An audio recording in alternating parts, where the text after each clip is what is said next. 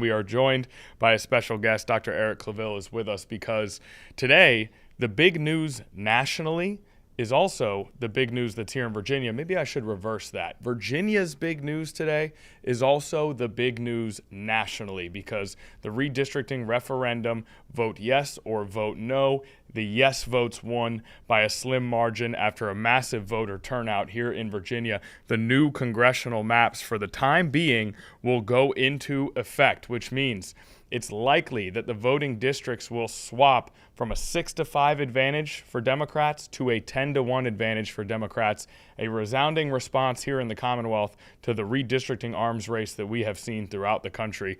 And Dr. Claville, I just want to start very broad here. What jumped out to you about this election result? Well, one of the things that jumped out to me is the turnout. We had 3.13 million people, registered voters, out of the 6.5 million, according to the Virginia Department of Elections, that are registered. That's only 300,000 less that voted in the gubernatorial election on last year. We had 3.4 million that voted in the gubernatorial election. So what that tells me is that Virginians were not only locked into what is happening in their local communities, but also this, in my opinion, was a resounding response to what's happening nationally, especially coming from the White House.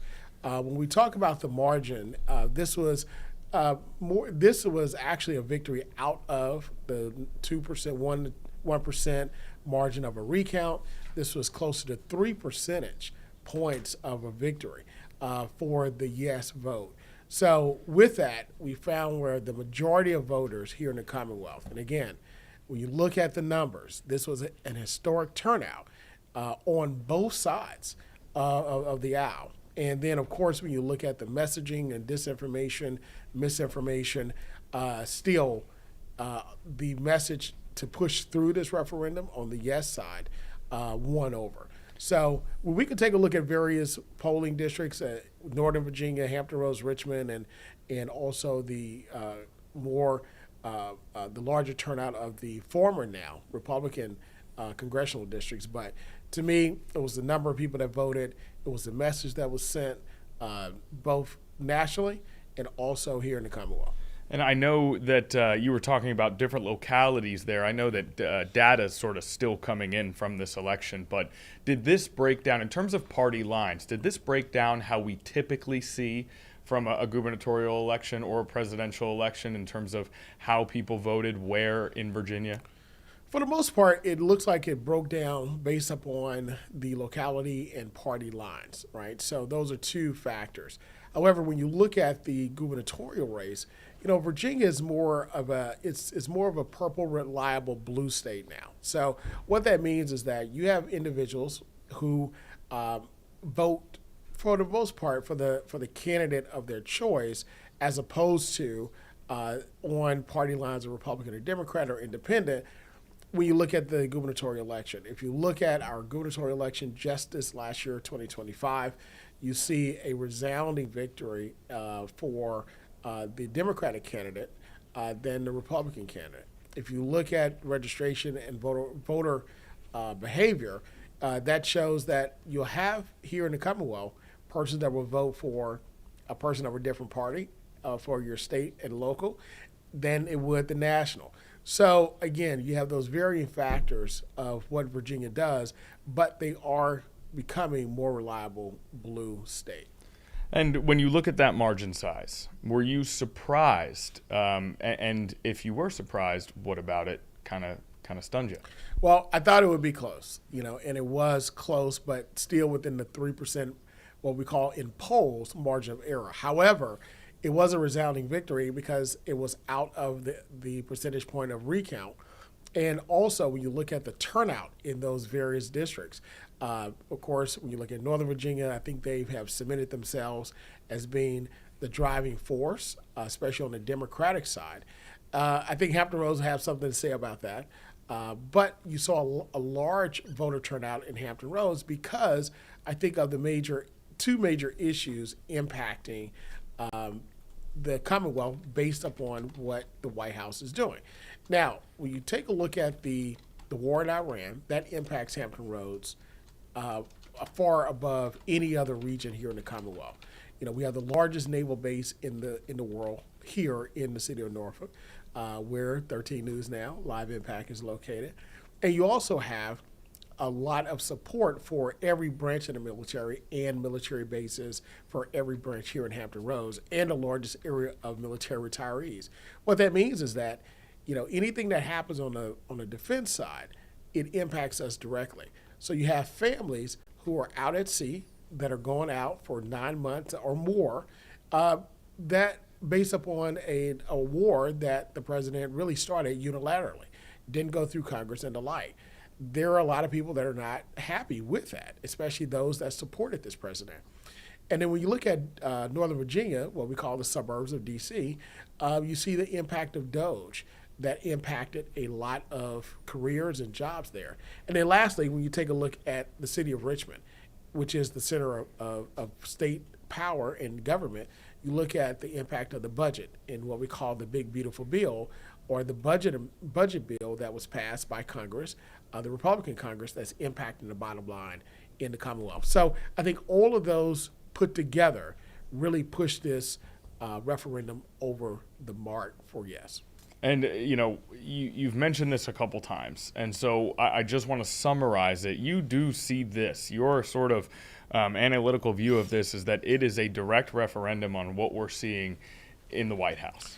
Absolutely, absolutely. Right now, Virginians really want their representatives to represent them on the local level.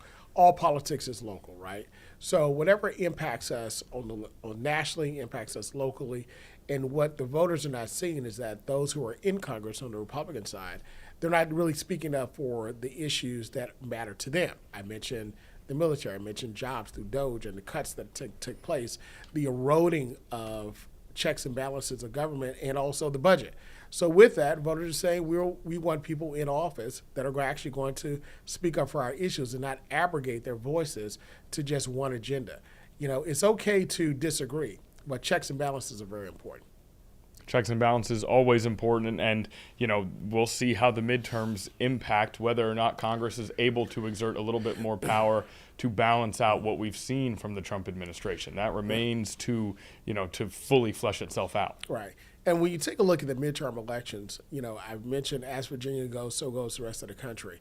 We can see with this rebalance of the House of Congress. And what I mean by that is that when Texas redrew their lines mid-decade at the president's behest, which he requested back in the summer of 2025, and Texas obliged, and followed by Missouri, North Carolina, and Ohio, and Florida waiting in the wings, this shows that there's a rebalance with California and Virginia from those 9 seats that were drawn Republican to 9 that now have been balanced out for the Democrats. Okay. Now, in terms of what's next, we've already talked a little bit here about what could come next down the line if this map holds, but that is still an if to a certain degree. We do know that there were lawsuits brought against the handling of this initiative, and essentially the Virginia Supreme Court said we are going to rule on those after the vote is taken. In one sense, it was, if this ends up being a no vote, we've got nothing that we need to rule on. Sure. But it's a yes vote. So where does this go in terms of the courts here? I believe that the courts will not overrule the people's voice. I think the court really wanted to let the people have their say.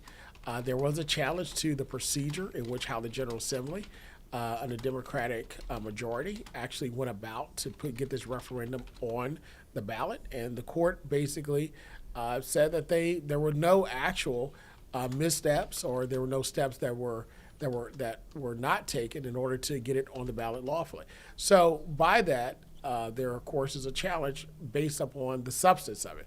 However, I think the court is rarely overturned the people's voice, especially with a victory like this. Okay, so you do not expect the courts to overturn the people's voice. That is something that we will now take a look at. I'm wondering, when it comes to the Republican Party, and what they saw, the Republican Party really specifically here in Virginia, what they saw with the gubernatorial election, the real sort of clean sweep of blue dominance there, and then now this referendum. How do things change for Republican leadership here in Virginia as they look towards these midterms with not a lot of momentum at all here? I think that they're seeing now what they can be post the Trump identity. I think support nationally is waning for the president and his agenda. I believe that support for the MAGA movement is waning as well. And I think that you have a lot of conservatives that have been conservative voters and conservative principles that really want to go back, to what Republican conservatives were about, the era of Reagan and the George Bushes and the like. And they're not getting that right now. And I think they really, really want that. And I think right now they're coalescing around, okay, this era is ending. It is definitely some losses that they're taking, some heavy losses. But now they're looking forward. They're looking at 2028, which also brings up our former governor Glenn Youngkin. Is he a viable national choice, which was very popular here in the Commonwealth? So is he a face, the new face of the Republican Party? Is he the type of conservative, traditional conservative that Republicans want to bring balance back and really kind of push the MAGA movement backwards quite a bit so that the more traditional conservatives can take control of government again, not just on the national level, but on the state level. On the state level, the voters spoke last year. I mean, if you look at the supermajority that the Democrats have, at 64 seats out of 36 in the House of Delegates, and you could now see that shift also getting ready to happen in the Senate as well. So with the resounding victory of the executive mansion, the victory of the House Democrats, and nationally special elections that we see that are going the way of the Democrats, I believe that the alarm has been sounded. The unpopular war in Iran, the unpopular policies as relates to food security, and also as relates to expanded health care in order to provide tax breaks to those that really have most of the wealth in the country. I think the support is waning, and the Republicans are seeing the writing on the wall. Okay, so we'll see how they interpret that writing on the wall, how it manifests itself in their approach to the midterms when it comes to the Democratic Party. On the other side, it's almost, you are on a real stretch here where there have been multiple wins. We see that manifesting itself in the House of Delegates and some of the bills that passed through during the beginning of Spanberger's term here. If you are leading the Democratic Party and you have all this momentum, is it just, look, stay the course, let's not rock the boat too much, or is it let's make big change now while we clearly have some power? One thing that our president has shown us, when you have power, use it, because you don't know if you're going to have it again like this. So I think the Dems have to put the pedal to the metal. They have to really make institutional changes. And really, they have to look at and continue on the trajectory they're on, and that's policy for the people. Affordability is really big, and I think that's something that they have to continue doing.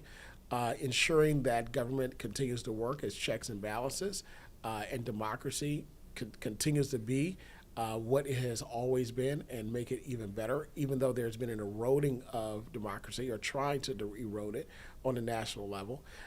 And I think also the Democrats have to not get lost in social issues as the top issues that they're focused on, because we saw in the last election cycles when they actually lost those elections and should have won on the national level, 2016, also in 2024, that it was those social issues that really divided a lot of Americans that normally would have voted on the Democratic side.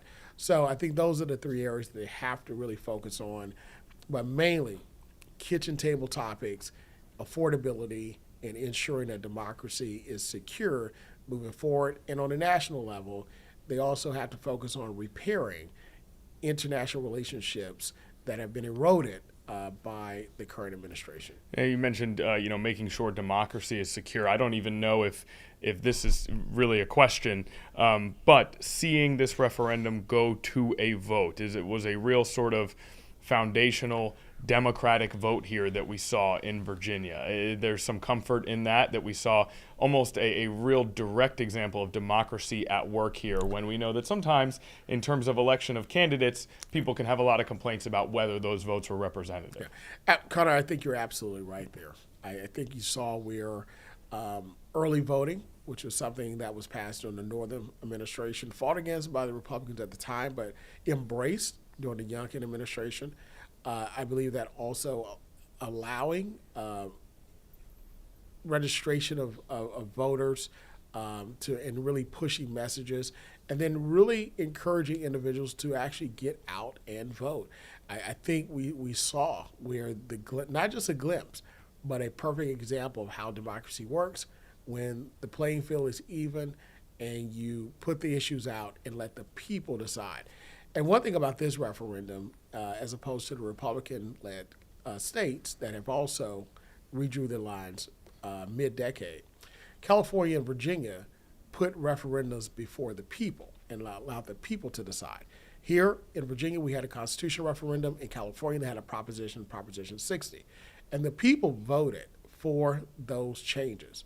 In Texas, Missouri, Ohio, and North Carolina, the legislators, they drew those lines, and the governor signed off on them in those Republican-led states. The people did not speak as a whole. So that shows you, again, on the Democratic side, the faith in the democratic process, whether it is a process they have to go through as written in law, they then try to go around it or circumvent that process, as opposed to the opposing side.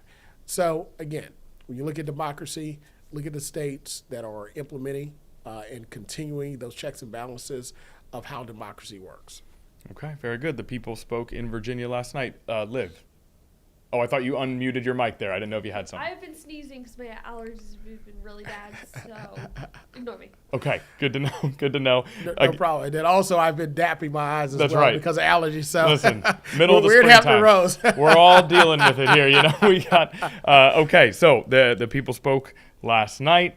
And yes is the final vote here on a referendum that we have all heard a ton about over the last couple months. Eric Claville, we've already kept you well past your allotted time. We appreciate it as always, and we'll see you again down the road. Dr. Eric Claville, always a pleasure to have him here in studio. Back-to-back days. Absolutely. A treat for us.